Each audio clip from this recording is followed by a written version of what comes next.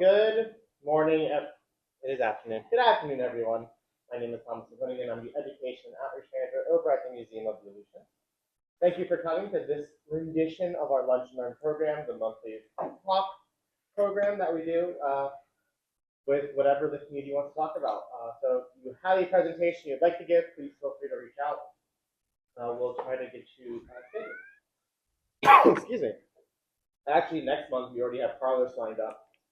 He mailed out a trinket box, and it has traveled all over the country. He's going to talk about that project, which is very neat. So that'll be on March 24th. That doesn't sound right. Let me write that. Yes, it is 1 week before the Super Bowl. So you can count backwards. So yeah, 21st sounds right.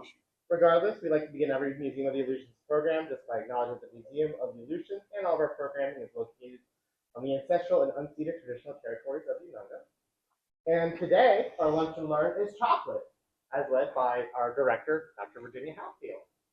So please sit back, relax, and enjoy. And as always, there are snacks and drinks in the back, so feel free to grab something if you so desire. Yeah, thank you guys. Yeah, it seems like a timely month to talk about chocolate, with a lot of focus being on all of the chocolate sales and heart-shaped boxes this time of year. So I thought I would talk a little bit about its history because I kind of love it. And so it's always fun for me to catch up on all the research. And there's been a lot of new kind of exciting research in chocolate and origins and spread. So we're going to talk about that. So the chocolate plant is called Theobroma cacao. Uh-huh. So yeah, that's a Mayan vessel, a cup, a chocolate cup, a cacao pot, as they would call it. And yeah, I don't know much more than that. They are very fine potters, and that one's got a lot of character. Thanks. So the plant is actually a small shade-loving evergreen tree native to tropical regions of the Americas. And I have the distribution on the map here with the green being where it's original, indigenous, endemic. And then the purple is where it has been spread to, and that's been through human trading and domestication and efforts to grow it. The name Theobroma is kind of fun. Carl Linnaeus is a person who lived in the 1700s, and he put together a classification system for all plants and animals. And when this plant came to him, he named it Theobroma cacao, which Theo means God, Broma means food, so it literally means food of the gods in the ancient Greek, or in Greek, I think it is. And it reflects that he was perfectly aware of kind of how it was being used by the time it came into the old world, into Europe, which is mainly by royalty. It had very divine associations with Central America people. So cacao grows in a narrow equatorial belt, roughly 20 degrees north or south of the equator. This is where heat, humidity, and you kind of have consistent rainfall that can support the plant naturally as well as cultivation. And it's native to South America, but has spread into Central America, West Africa, and Southeast Asia. This is some of the parts of the tree. The cacao tree is cultivated for its seeds, which you see there on the left and on the bottom right. And this is the source of the cacao or cocoa butter, and chocolate. These large ribbed pods grow directly on the trunk, and the flowers grow directly on the trunk and the main branches. And this is a botanical feature known as cauliflory. And then inside each pod are beans embedded in a sweet, edible pulp, so that white stuff is edible. And then after the harvest, the beans are fermented, dried, and roasted to create ingredients that are used in food like chocolates, but also are used in cosmetics and in medicines. So for a long time, everybody thought that the origins of chocolate were Central America. But with recent studies, they're starting to find more evidence of chocolate because they're studying the most smallest little residues in these chocolate pots. And they're also able to do DNA, and they're able to radiocarbon date it. So they're able to track it through time and space. And the earliest is known now from this part where Ecuador and Peru meet, in these highlands, pretty much on the east side of these Andes. And these have the dates. The site here, Santa Ana, La Florida, has some of the earliest dates, but they're now finding there's several sites that they have these early dates that are about 5,000, 5,300 years ago, so pretty early. Before they thought it was Olmec culture, which is much later, and we'll show you a little bit about the Olmec in a minute. So we have the archaeological site here, interesting house features at 5,000 years ago. It's pretty complex, really interesting. It's really, these sites have pushed back our understanding of civilizations and kind of when people were living very complex, extending their trade networks and great distances. And so this is part of kind of this new understanding of where people were living and how complex their lives were. And there's a variety of these sites that have the cacao residue in the ceramic vessels. And this is a variety just to show you some of the shapes of these Ecuadorian, Colombian, and Peruvian pottery that's associated with chocolate and cacao residue. And then this is the recent study that is looking at these coastal exchange networks, which were very important to the spread of chocolate and its domestication. And so these researchers analyzed ceramic residues from 19 different cultures across 6 countries in South and Central America, some more than 6,000 years old. And they're using this, what they call archaeogenomic, which is the DNA study of these plant residues, and biochemical methods, which, you know, kind of biochemicals giving you kind of what the residue is made of. So they can tell what spices are included with the plant remains that they're finding.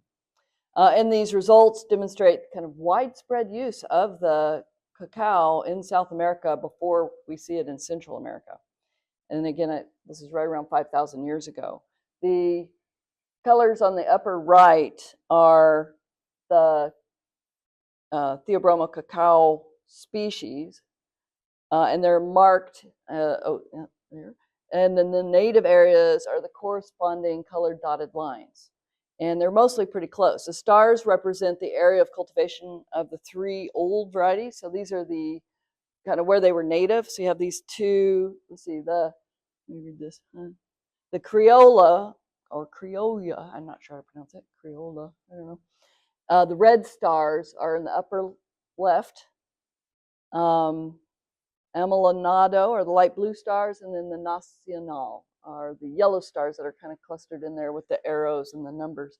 And then those arrows and numbers are the archaeological sites from which they got the ceramic sherds or pots with the chocolate residue. And so here's kind of just the South American samples, and just a handful of them that show kind of what these vessels are looking like. They're pretty kind of amazing. This is interpreted as a pregnant female as opposed to a pregnant male, sorry about that. A pregnant woman, an owl, and then some kind of mythological beings. So some really beautiful pottery that we're seeing in these 5,000-year-old cultures. Okay, to kind of put things in perspective, this is kind of our old world chronologies. And then I augmented it a little bit. I couldn't really find one that included this kind of new research with the Mayo Chinchipe and the other sites in Ecuador. And then I also threw in the Sumerian culture, this is in Mesopotamia, this is Iraq, Iran area, just so you had an old world correlate to go with that as well. So you can see the time depth that we're talking about. And we're going to move into Central America and talk about the Olmecs and Maya next. But before that, we're going to talk about Puerto Escondido.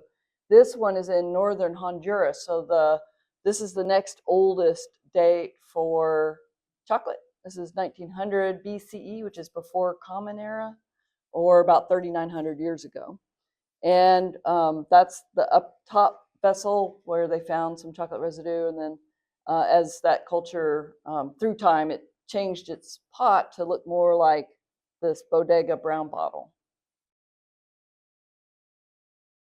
And then we see it appear in the Olmec. And at this time, in the Olmec they're kind of one of the more famous cultures. You may have seen these giant stone carved heads. That's what they're best known for, that were excavated out of fields in the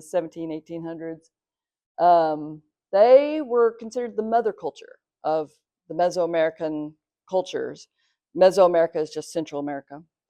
And one of the earliest civilizations, very complex, and we know a lot more about the Olmec because they have a lot more sites that have been excavated, and we've learned a lot more about them, and we know that they had chocolate already, or cacao, and they were making it into a paste mixed with water and spices, sometimes mixed with cornmeal, and it was kind of this bitter, frothy drink.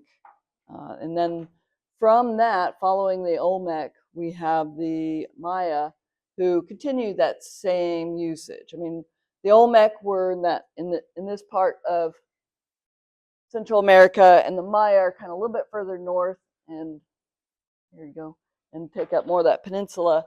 But they're really kind of a continuation. It's just kind of how they changed. You get these very powerful city-states that pop up, and you guys probably have seen the temples that they're famous for, like Tikal. This one was used in Star Wars. You may recognize that from Return of the Jedi.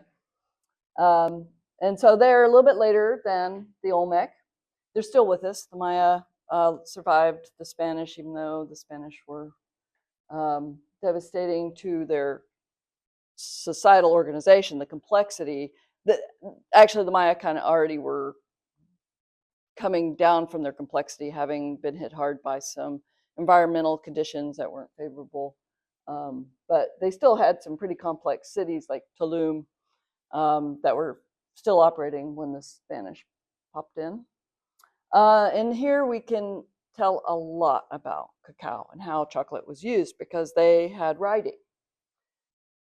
And we have a lot of images in a lot of different places, murals on walls. We have these cylinder vases, and then we have things like this bowl. And this bowl tells one of the stories from the Popol Vuh. And the Popol Vuh is the kind of the religious text of the Maya. And in this story, the maize god Hunahpu is decapitated in Xibalbu, which is the underworld, and his head is placed in a barren tree that miraculously bears fruit. The tree is often interpreted as a cacao tree, so there's this link between this god who becomes cacao or chocolate. And so basically transforming this god into sacred nourishment. When the maiden Lady Blood approaches the tree, when Hunapa's head spits into her hand, magically impregnating her, she gives birth to the hero twins, Hunahpu and Xbalanque. Forgive my pronunciations. Figures whose trials in the underworld mirror transformation cycles often compared to cacao processing. So, it's interesting to see this, like even the grinding of the beans, rebirth, growth.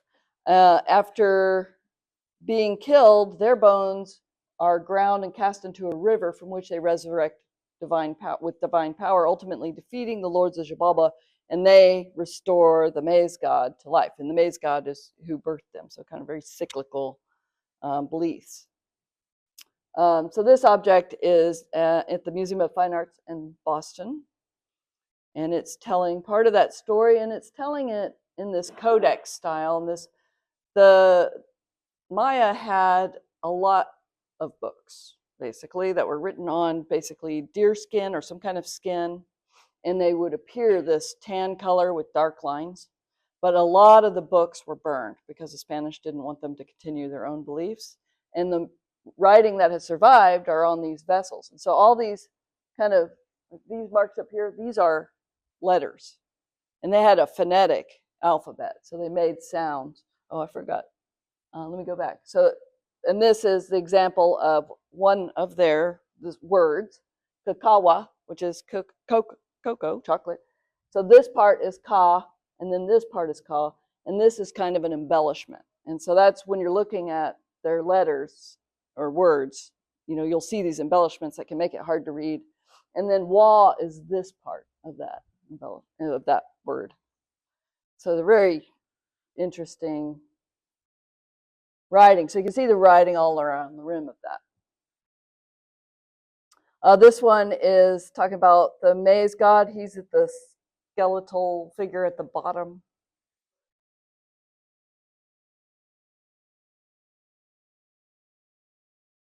This one has, do I have a cursor? Here's our maize god head as a cacao pod.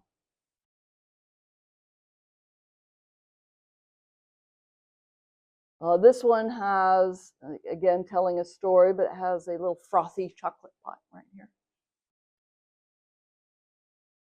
And they have several stories about chocolate and its importance. This one is about fertility. And it's just all over. So when they encountered the Aztec, who kind of follow the Maya, this continuity is still represented.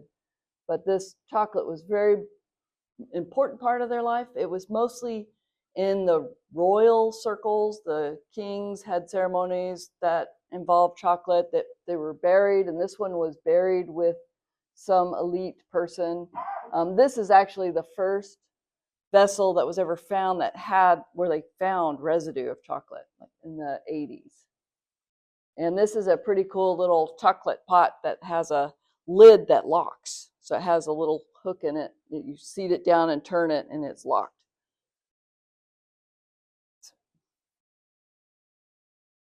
And then we have, of course, the Aztec. They're also known as the Mexica. They're much later. You can see in time. Here we are. And this is, of course, coming up close to the time of contact with our Spanish fellas. There's a lot of happenings in Central America. There's a lot of entities, cultural groups. There's a lot of trade happening. The Aztec have kind of a really neat history of being, I think a lot of people think of them as cannibals, but that's, let's remember that's the victors who are telling stories, and that these are folks who were migrants. They were kicked out of their own place and had a hard time finding a new homeland. They built the homeland in a lake and created this really sustainable farming system where they brought in and made these raised agricultural fields and had these canals, and it was a very effective method. It is something that the Mayans were already doing a little bit, but not quite in a lake like this. They were doing that in the rainforests and places like that where they did have a lot of water. And they built that city up to be a very large city. Some estimates are that that Teotihuacan would hold 200,000 people. And then I have this link. Let's see if I can, I think I have it right here, so I don't have to do that. Oh, stop it. No. Okay, we do have to do it. So this is, they've reconstructed, it's Teotihuacan or Tenochtitlan. I've heard it both ways. Teotihuacan. No, it's Tenochtitlan. Sorry, I'm thinking of Tenochtitlan. I said the wrong name. So not everything is loading, it looks like. There's a neat, you've probably seen the images that have one overlain with the other, and you can swipe right or left, and it'll show you.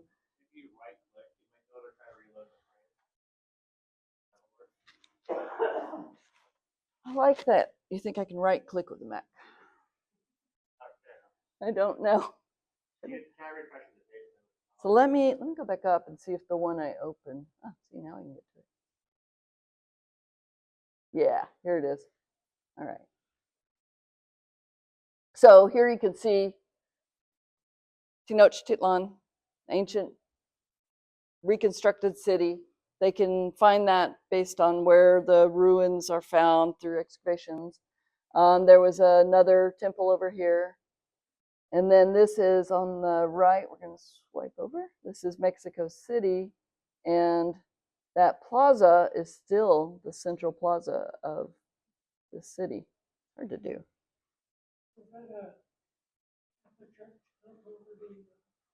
It is. And the Catholicism that came in is really interesting to study because it really shows how they took their own beliefs and intertwined it with the beliefs that the Catholic priests were bringing to them. So it's so intertwined now. It's hard to differentiate.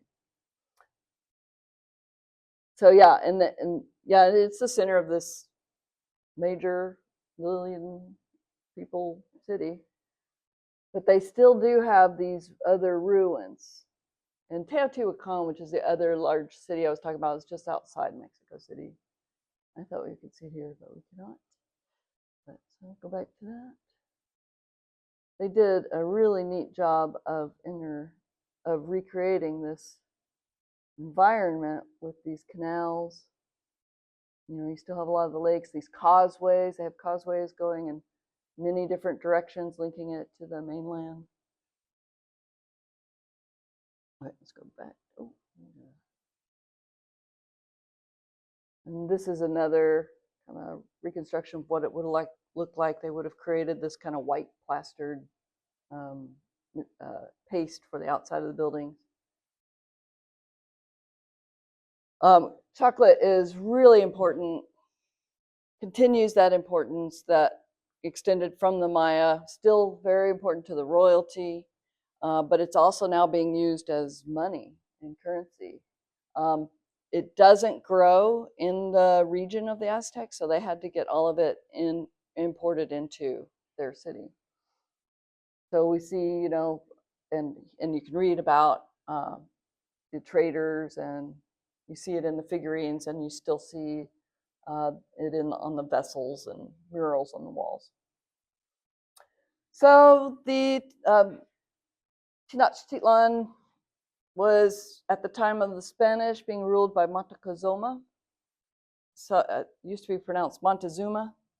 You might have heard of Montezuma's Revenge if you visit that region. Some unfortunate effects that have to be like emergent diseases, I think.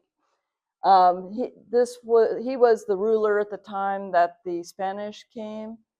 This art depicts their meeting when they met.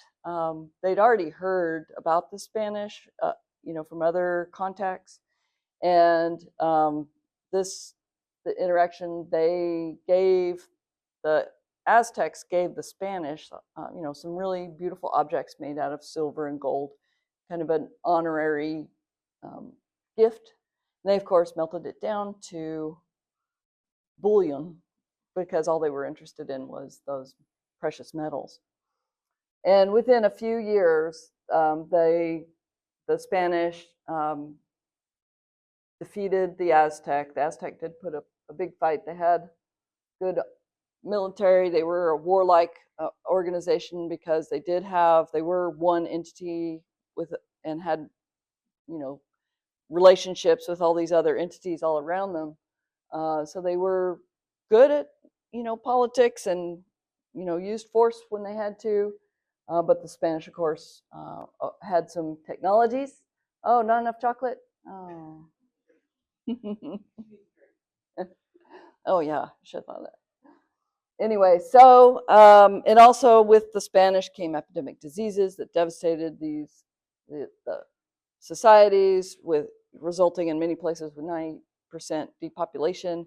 So that really had an impact on being able to continue one's traditions, one's culture, and we see the Spanish start their control and rule of Spain at that time. Well, the Spanish also take chocolate back to Europe, and so we see it introduced into kind of the royal and elite circles there in Spain. They kept that recipe a secret for as long as they could, which was about 80 years. They didn't want other people to get a hold of it. So it was still this bitter, frothy drink. But they started to introduce some sugar, honey, making it a little bit sweeter. It spreads into the rest of Europe, and it later, about 100 years later, it became a kind of a fashionable luxury for the elites again. Then merchants were introducing cacao to Italy, France, Netherlands, Germany, and ultimately Switzerland. By the mid 1600s, there were kind of specialized chocolatiers who were preparing chocolate confections. In France, David Chalot was selling chocolate flavored cakes and cookies. And in the 18th century, we see the first factory in the United Kingdom. And also start seeing it kind of being produced or being made into different products in North America. But the big technological breakthrough was Conrad von Houten, who's Dutch, in 1828 invented this cocoa press and alkaline Dutch process, which separated the cocoa butter and produced a smoother, more workable powder. So basically created, removed the liquids from the solids, and boy, the solids could go off and be our Swiss Miss today. And then the Swiss had a huge impact when Nestle invented milk powder.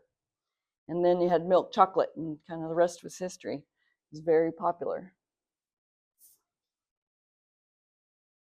So we start to see industrialization, and this is when we see the plants start to be grown in Africa and Asia. And you see some huge, this is also paired with falling prices of sugar, so it made chocolate affordable. So once it became affordable, it was everywhere, and pretty much within a decade. So it shifted from this luxury, strange food to a staple that we know today. Let's see, sorry. Of course, World War II really pushed chocolate into a lot of markets that because of the different production methods creating this very shelf-stable food. It was part of the GI's kit, and they were trading it with and giving it to kids in Europe and Asia, and it really spread.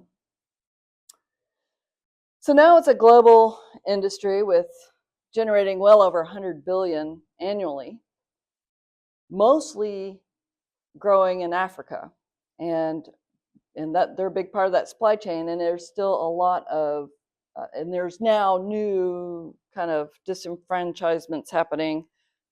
It's not a very fair trade. These folks are being exploited, kind of like coffee. So you kind of want to look for the fair trade chocolates. But there's also a lot of child labor involved in the making of chocolate in places like Ghana and Côte d'Ivoire, the Ivory Coast. And these kids are, using machetes or doing heavy lifting, carrying bundles on their heads. And while governments are trying to crack down on that, they're not having much effect. So we're still seeing that's still a problem today. But there are a lot of all these brands of chocolate. Put some Alaskan chocolates on there. Chocolate has really gone a long way, and so it's not just these kind of industrial produced chocolates, but we have some really fancy chocolatiers. We have one in town. It's very good at making delicious chocolates. There's also kind of bean to bar chocolate makers out there that are doing some really wonderful things with chocolate.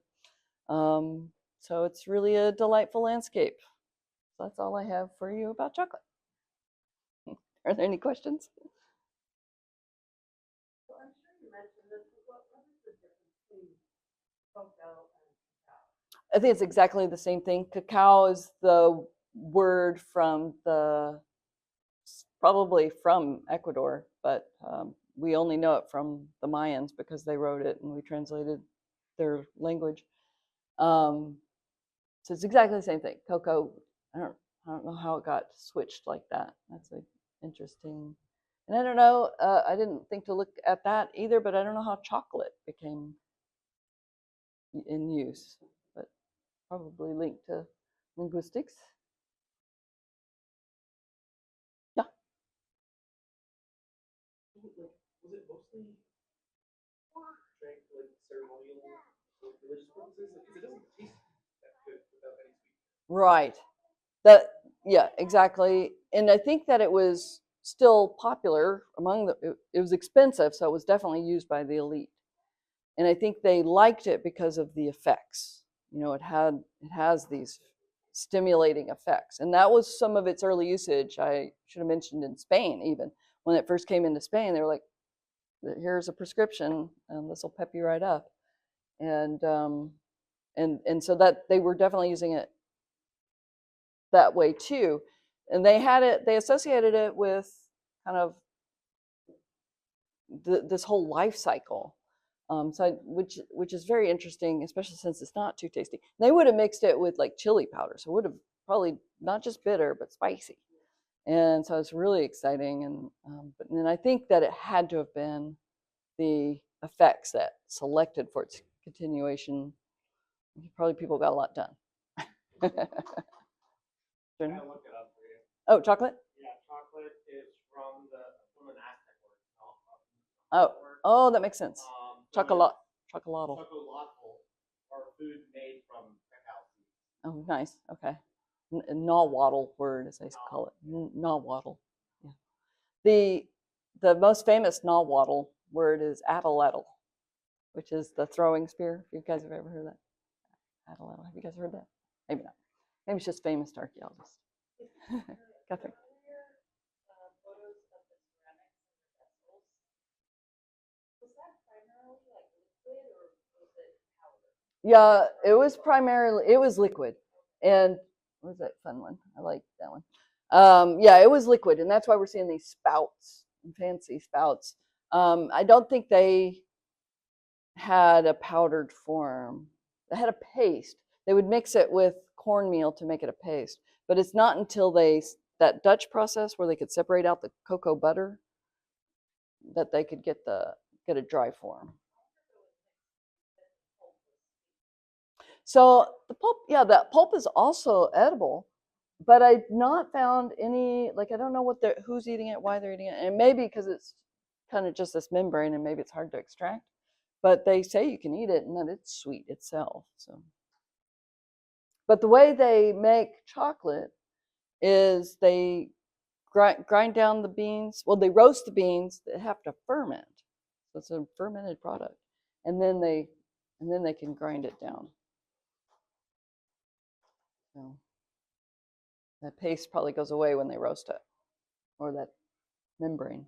So, it's a health food. And white chocolate isn't really chocolate, right? Isn't it just fat? Don't know. I think it. Yeah, I have to Google that one. Yeah, I don't know about white chocolate. That's something that came up much later in history. Like, I wonder who first did white chocolate. Yeah. Yeah. All right. Any other questions? Did you guys get enough chocolate? There's more chocolate in the back. All right. Okay. Well, thank you, guys.